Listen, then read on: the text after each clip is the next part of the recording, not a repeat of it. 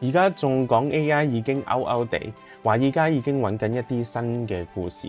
近期最震撼嘅就係量子電腦嘅商業化。大家可能有聽過算力係21世紀嘅石油，咁量子電腦就代表無限能源。傳統電腦要1萬年嘅運算，量子電腦可以幾秒鐘就搞掂。今日我哋就講一隻量子純度最高嘅美股，佢就係 IonQ。進入基本分析。Google 同 IBM 嘅量子電腦係要喺絕對零度先開到機，成本係極高。而 IonQ 嘅 Trap Ion 技術，佢可以喺常溫環境底下進行。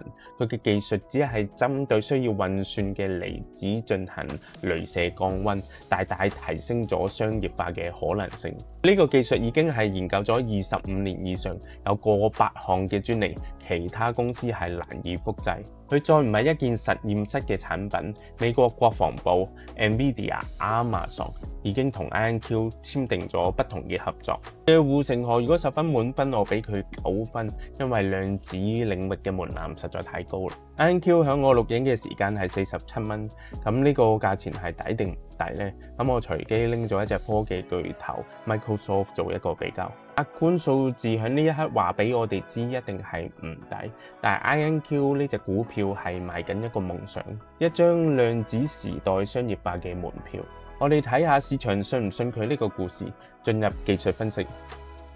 IonQ 最近股價上有重大嘅突破，原因就係喺4月14日 NVIDIA 發佈咗一個 AI 模型，就係輔助量子電腦嘅錯誤修正，大大提升咗佢哋商業化嘅可行性。由呢個30蚊一路飆到上而家47蚊，60% 嘅升幅，中間仲伴隨着十分大嘅成交量去突破呢條下降軌。咁強嘅走勢，我自己會等佢小幅回調嗰陣時慢慢收集。而收集嘅價錢，我會參考 Fibonacci level。通常咁強勢嘅股票回嘅幅度都唔會多。個升幅回翻38.2，大概到41蚊係一個比較理想嘅收集位置。向上嘅阻力就比較多少少，主要都係拉翻開嚟睇，就係響呢啲頸線同埋成交嘅密集區啦。咁響49到52，相信如果要突破都要花一啲時間先可以。向下嘅話，呢條下降軌會變翻一個重要嘅支持位。